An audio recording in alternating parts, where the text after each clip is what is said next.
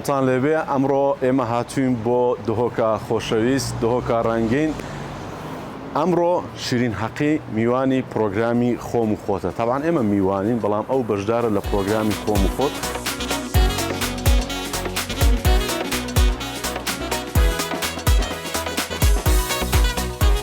اینجا خۆشەویستان سلااو سەرچاوە چۆنی باشی ئەحواڵ شیرین خان گەلێک سوپاس زۆر سوپاس پیرۆزە لەسەر خێر گەلێک سوپاس تو درەنگ کادی بەس چنین ئەدوێ هەولێرێ دیری داوت نەکرد وڵڵا من ئەفتی تاحکری ئەمە نۆرمال داحن نەکردەوە نه ئەمە نۆرمال بۆ وڵا بوو چیا ئیشێکی زێدەیە چۆن بوو وەکو هونەرمەندێک وەکو کەسایەتێکی هونەری دوکانێکی جلوبەرگت کردەوە ماشەڵڵا دیزایانی دوکانەکەش زۆر یعنی فولکلۆر و ئەشیای تایبەتی تێدا ئەشیای کۆنی تێدا قەدیم چۆن بۆ فکرت بۆ هات؟ Ez بخۆ gelek hecilkê Kurdî dikem û demê min vîstaval heyniyan konsertekê hey her me cilê Kurdî li ber xwe dikir. Ji gelek cira bînerê min da bêjîtin cilkê teş kîrêş kîrê min got ka ew ê ez dikeme ber xwe da cihekî vekem bo we ji bînmê. Em dîzaynî em cilûbergane û kumaşane hemûyî xwe te fikrê xwe te? Belê. Yani ev parçe tu divêrî ve dibînî ne teqlîdiya ka bazarî çi heye vêt ez jî bibînim. Ez diçim ka min çi divêt heke bo min bît ez çend parça ji wê înim êk bo min e yê de jî verî vene. Çend ez cilî Kurdî te ye? Valla gelekin hema. Çend hudûdî? Valla nizanim. Ne hemî digiran bihane. Okey ne bas. Belki ez heşet sadet. Valla gelekin. Sad devê sad. Valla belki sad. Sad dane. Apa her derkefte ne ki ez heskemekî nîl ber xwe bike. Piştî dubare deber nakêyo? Belê. Dibîtin mesela vê parçe bikeme piştî 2 sal dî bikar bînme be. Hez çi rengê bidekî zêtir? Kesk. Kesk. Belê. Mamosta dîdarê hewserit nêwanit çûne çend palpuştî dike? Valla gelek baş e. Emin wî pêk ve ev cihê çêkirî. Okey. Harîkariya me dikir. Baş e gelek. Baş e. Pêwendîtan çûne yani li malê? Valla heval. Bitir yani wek giyanê hevalîniye me ye hey. Baş. Razgo be legelim emro yani to her razgoyî belam hez dikim yani Razgotir. Razgotir bî. Aferîn. Çi ştêkî dîdar heye ke tu hiç hezî lê nakî? û demekî ew tabiata hebû nû ke nemaye. Dudlî. Dudul bu. Helbijartina da.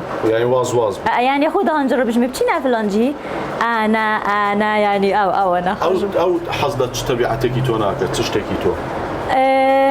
Bêjî zî esabî nebe. Zû esebî de bî? Esabiya min zanî çawa ye cira êkê okey cira duê jî temam yosiye Gayet de teqî. Başa. Axir car key legal dîdar şerit kirdo? Jiyana me zanî çawa ye hema dikey nekenî pişingî şerre pişingî nekenî be wekî hevala. Nîne ku jêksil bîn yan bêdeng bim afetrekê yan telmîha bidem ku ez asilim ne. Başa. Kem bon mesela münaqeşeyê dikin şerê dikin bi yekewa. Tu ew aj dike ya ew tu aj dike? Valla me her du pêk ve aj dibîn. Başa. Yani Hedî wasad nî. şerê me zanî çay hema ametin demê ez şerî gelekî bikim ez hes nakem dem nav da hebît. Hema şerê xwe bike axfinit xwe bêje mişkîle de çi helke xelas. Ba xoşewîstî ew sergirîtan kirdibe kar dîdar? Valla hawreyatî bû piştîngî ekîd me heke tu kesek terhewî nevê tu na vê prosesê nagîrê deydiger. Têgehiştî. Baş. Hiç zaroktan niye? Ne. Zarok. Ne. Hezekî yekim zarok kiç be yan kur be? Valla kiç. Kiç. Navî çi be? Valla bes navê wî nedizin. Her navê Kurdî danîk me ya hey. Danîk. Dindik. Amedî yan duhok. Valla ez li duhokê dijîm ferq nîne bes her Usat û Amedî ha? du mahîkê dêz bêjim ez omêdî me. Xwe ferq nîne hemî eşîret ez hejê dikem. Ez hes dikem têgel bim ka şêwazê we çawa ye. Şîrîn Heqî dizan çi otomobîlekî pê trombel pîkabî pê ye. Ala pîkabekim ne bi G-Class de gormewa ne bi Range Roverî de gormewa. Lay min xoşîn hesta ka ew katê ke min sayaqî dikim û sayaqî sayareyekî pîkabim. Rast 2016 were hey. Li 2016 û to sayarê pîkabit. Belê. Bela to xoş e? Gelek اسیو گهشتی من باوریه که هر تشتاگی تو دیگل آرام کار ببگه نگو که خلکی چد بید جبر هنده می پیکم گره بلکه گلک رخ نجی هاتی نبوی چی تو پیکمت هاجی ستای سر رو چاوید تد سر پیکمینین بس از حاجت کم برا باشه طبیعتی راسته افراد بلام طبیعتی پیاوانه اگه بگورم جی دیکنی تر کرد هر پیکم باشه اگر بیگورنو بر رنج روفر قبولی نکی؟ نه والله رنج روفر ویتن دارو نکرد پشتی دا ویتن هکو چلی دهیدی درگه بگیری رنج روفر ویتن آفدار کی او تشتی خوش او خزمت ها دب کرد نه تو خزمت ها بگی جا رنج روفر ها ویت تو خزمت ها بگی پیکم نه رنج روفر یا پیکم؟ پیکم اف دکانا بوم چکری اف تشتی همی پیکم هات ماشاءالله باشه دچینە لای گۆرانی و باشە دواتریش بەردەوام دەبین لە قسەکان کانێ دەمێن دەرباز بووی کۆژن شێرین هەفدیتنامە هەڤەڵام ستران و جێبین وەک پەلێندارە پایزێ کەتن و وەرین بۆچی ئەڤڕۆ هیچ من دوورن ئەم شەو دووقەتین ڕۆژا من بێوە گێریە شەڤا من سارە هەرگاڤا ئەو تێن بیرا من بارێگرانە دەست خۆش زۆر سپاس ستران دەبێژی بۆ دیدار ئاشارم کەم بووی بێژ بۆ هەر بۆ کە بێکەوە دانیشتوو هەنجارە ئەو نویسەرە و دەرهێنەرێ شانوویە هەنجارە کار پێیگوێتکەین مەسەن شانوگەریەکە دەرهێنەرە کاری موزیکی دەیتە هەموم پتریا جراجیت نافشانوی دامد ویدن دنگ لایف هبید نگو مؤثرات تطمینو با از چه پیش پردی و دنگ شانوی همی ازم اوکی باشه پیگوتی شیرین گورانه کم بابله باز بوی میشکم ریلاکس بین حش معجبی دنگتا حش دنگ متکت هنجا حش بیشید نه حشا دیف نزا حسیده باشا تو زیاتر غیره لو دکه او زیاتر غیره لتو دکه او پتر باشا از غیره زانی بو ناکم جرا اگه بسیارش میکرد گوتی شیرین تو بغیره ناکی مو گوتی صحکه فاره همیو های که اکش مجانتر بیده غیره که صحت خوش باشا ناوی کەسێک لێرە نووسراوە ئەوە شولێت سوڵان ناوی کەسێک لێرە نووسراوە دەڵێن لە ئێستا تۆ هیچ قسەیەکرد لەگەڵی نییە هیچ پەیوەندیەکرد نییە فەرموو بۆی حەز ناکەم ناوی بێژم ئەمە بەینە من و تۆ ئۆدیە یا دیۆرە ئەو نۆڤە کوکچە نوکە چ پەیوەندی متگەل نیدن بەڵام زۆر هەڤاڵ بوو گەلێک هەڤڵۆم بوو ڕاستە هر از یعنی هوالینی دمت و باشی و های سلبینی و های اوچن نه بس اوین اوی از هوالای بم یعنی زانی چوا دلم لشکاوا زانی با بچه ویا نوکه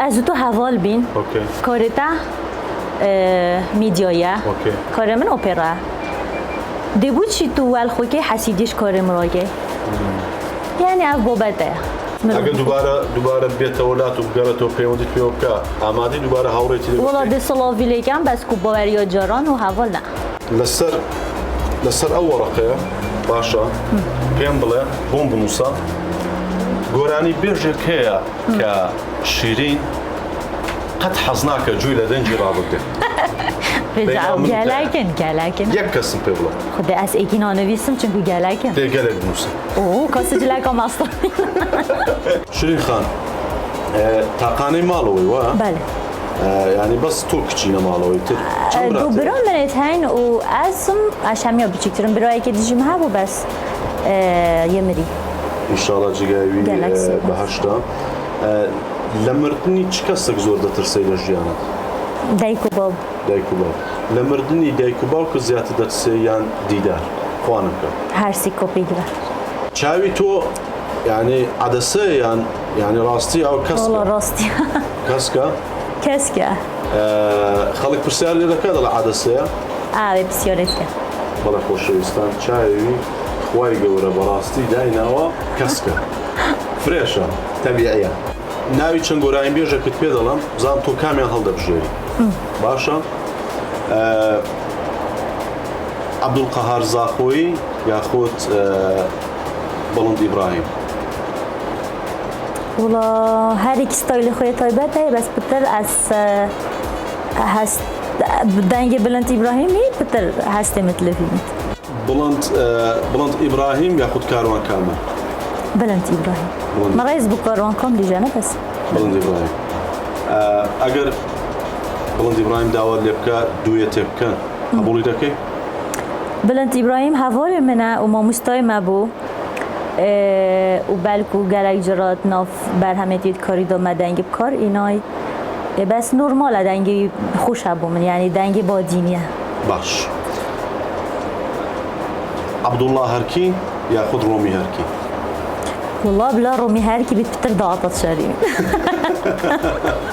باشە بۆ داواتی خۆت چێت بان کرد تۆ حەفلەت کرد داواتام تازی بوو تازی باشە ئەگەر دووبارە بۆ مەسەن بۆ ئەنیڤێرسەری یان بۆ ساڵیادی زەواج ئێوە حەفلە بکەن بانگی چی ستران بێژێک دەکەی بۆ حەفلە ئەس خۆ دەبێژ بۆ خۆ دەبێژی گۆرانی حەفلە دەتوانێت ستا سترانێک بێژی یا داواتە نزا موقیف ئەوە دیسارتێت هەر داواتاژی دبێژی بێژە تۆ بێژە خەلکی gelek حەشوێژی کردبوو Ez çend berçem diçûme benîştê xwe dicûme dayêsî çê min çêbû kur aşiqê min bûye lay were lay lay lay ku baryarê esmerê hey ئای دەستخۆش تەها قادر یا گۆرانی بێژی گەنج هەڵدان هەڵدان دیگە دەقتەها قادرێ پیرە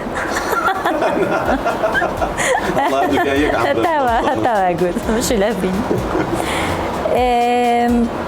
هەردووکۆ سەرکەفنێ بوو خۆزمەرێکی جمهوری خۆی تایبەتێ هەی بەس دەفمە بخۆ هەگەرم خاڵێتوانە ئەس کۆم بکەم هەلدان باش زانین شیرین حەقی چ ستایلێکی بۆ خۆی ئامادە کردو ئەمڕۆ بە فان و بە بینەرەکانی پرۆگرامی خۆم خۆ نیشان بدە ی کوردی من پتریاوانایت هین منت کاریناین فانت منت دیتی اوجیت حاضرن والله من دوستگه کت آماده گیرین به جهما تو نتونی دوست دهنه بکنی یک دهنه والله درسته بیکت بره دای کامت گوری دو کراس سه کراس کردن برخو بو دا افلاوندیه ببینه گلک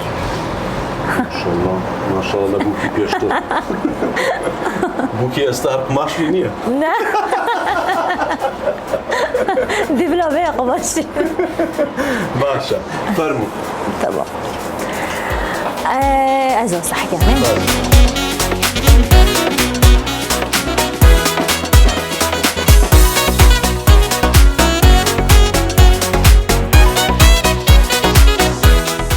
استاش شیرین حەقی جلی کوردی لەبەر کردو و بزان خۆتان قرار دەم بزان لی هەیە نا بزان لەبەری زۆر گرنگی بە جلوبەرگیشدا ئەو ستایلەی کە هەڵی بژاردۆ یەک تادە چەندی پێ دەدەم فەرموو شیرین خان ماشاءالله ستایلێکی زۆر جوان ڕەنگێکی زۆر جوانی هەڵبژاردۆ تەبعاً ئەم دوکانە تایبەت بە خۆیەتی و پێشم خۆشە تۆ بۆ خۆت ڕێکلامێک بۆ خۆت بکەی بزانە عینوان و هەموو شتێک بێژە دهوكية الجرباصة جادة أسواق ربيعية معروفة الفيري دوکانی ژمارە 55 نفيستان نيوم بيجمرة نيش باشە بەڵام دەبێ تەخفیزات بدەی بۆ خەڵک سەرچاوە باشە ها هەما سعرا جلکێت مە وەیکی وان سعرانە ئەبێت چنی هەندێک دکاندارە کریە تەخفیزات یعنی ئەو سعرن هەما باش gelek سپاس بۆ تۆ سەرچاوە ئێمە لە هەموو میوانەکان لە کۆتایی پێیان دەڵێن وەسیەتی خۆتان بێژن یعنی چ وەسیەتێکتان هەیە وەسیەتی شیرین حەقی چییە؟ وەسیەتۆ من نظر خود وصیت دانه گیری چطوره آها بس بری چند بتسنا بالا گود بوده که خو وصیت ملته هی که اسمریم سر و پیکا تازیان چه تازه یعنی سروبر بیم پاچه درست داری پاچه از حجت که اوی جد گفتم آماده که نگیری یعنی جمع خلقی بخیر هدی یعنی پاچه پاخش که اجرب و صحبت بو زور سپاس پروگرام لایتو چون بو گلک خوش بوم هست پی نکرد که امت پروگرام ایکی دا گیان راستی پیشکش کردن تا تکنیکات یهو سایه زور سپاس صاحبی انشالله توانین زیاتر پروگرامی جوان بکەین گەلێک سوپاس ئەمە یەکەم پرۆگرامە و هیوای سەرکەوتنت بۆ دەخوازم انشالله هەر سەرکەوتوبی وەکو خانمێک وەکو کەسایەتێک بەڕاستی شخصیاتی خۆت و کەسایەتی خۆت زۆر باش پاراستووە ئەمە زۆر گرنگە کە تۆ بەناوبانگ بی بەڵام ئاگار لە شخصیات و کەسایەتی و کەرامەتی خۆت بێت تۆ یەکێکی لەو خانمانەی کە جێگای شانازی نەک بۆ بادینان بۆ هەموو کوردستان ئەمەش گەورەی تۆ و دایک و باو و پەروەردەی تۆیە هەر ساغ بی سپاس بۆ بینەرانی بری تو بیجی سپاس ما بخیزانات اجی دیاریه که آماده کی و عایشه و عایشه نوه عایشه آن تو باید بیجی نه والله نوی عایشه نه بس الله خوشیستی پیدا کنم والله ایشالله عایشه 1000 ساله ان شاء الله گلک سپاس ممنون او من لبعدين هم بدستي برو دچین و هولیر ان شاء الله بسلامتی بشن اربیل ان شاء الله گلک هولیر اربیل ايوه دلن اربیله بجن هولیر آمیدی هولیر آمیدی سه نفر ما تاكسي هبلير آمدي آمدي بجني هبليري والله لدوهوك دلن أربيلة هوليري أربيلة بس آمدي أظن بجن هولير هم هفليرة هفلير باشا هم كردستان هم يهر جوانا ناوي كردستان هم يهر جوريها زور سپاس بو دياري تو زانم كاميان بورجاد بو عايشة والله بو عايشة اسبيانا اولا مسر جوت عايشة ندیدینه تو حضرتي بس یاش ما ویا اسبیانا والله بابي نشان میده بس دی نوگی دان مثلا هیچ هجیبی نوین اب نوی عایشه نوگی کردی خوشه او عایشه والله عایشه سرده والله من جوانتنا عایشه خودی تجی جانی بس عایشه جیا جان عایشه جان تره زين چی همو کادلان جوانی ظلام یا شخصیت دا مردینیاوی دا یا جنجی شرمینی و رخصاره و همو کاد دبی افراد جوانتر بیل پیاو اكيد افراد جوانیه با افراد بگو پیاو نبی افراد جوانیه پیاو هزه افراد او جانا اما شتکی زور جوانا او بس ایک قطعه جیومای یک قطعه ما ولا خوش ایستان اما بس با عایشه اره والله دستان پرتقالی هيا وابزام و زور جوان تمام مادام یک دانه ما دیاره خلق زور بردوی او کیم جیمی هیدا تا زور سپاس بۆ دیاری تۆ سەرچاوە ساڵبنێکی دەستان خۆش گەورەت کردین و دەمەوێت زۆر سپاسی سپۆنسەری جلوبەرگی خۆشم بکەم مۆڵتیبران لە هەولێری پایتەخت لە پارک ڤیو سپاس ڕێکانجیان بۆ جلوبەرگە جوانانی کامکار بۆ پرۆگرام بۆ منی دادنێ و دەستان خۆش بێ هەر بەختەوەر